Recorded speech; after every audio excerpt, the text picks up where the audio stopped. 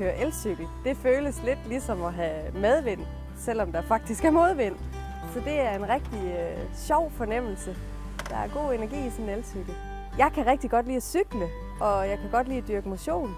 Så en elcykel er rigtig god, hvis du gerne vil have motion og samtidig gerne vil transportere dig selv et sted hen til arbejde for eksempel.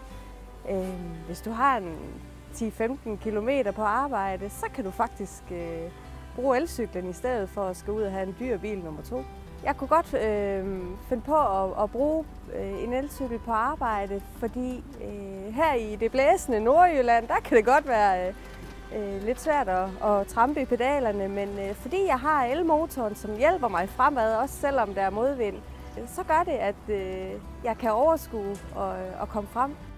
Det her det er jo en lækker cykel, og en rigtig god elcykel koster typisk 15.000 at investere i, og så har man til gengæld også billig transport fremadrettet, fordi det koster under 1 krone at lade batteriet herop.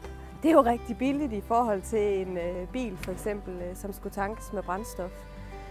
Sådan en opladning kan man jo cirka køre 40-50 km på, så det vil i hvert fald kunne få mig frem og tilbage på arbejde.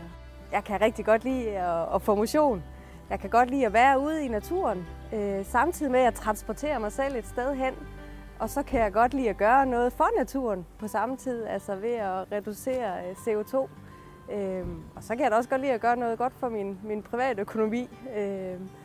Så jeg tænker, det er en god investering. Altså, og jeg kan mærke, når jeg kører på en elcykel, at der er bare god energi i den.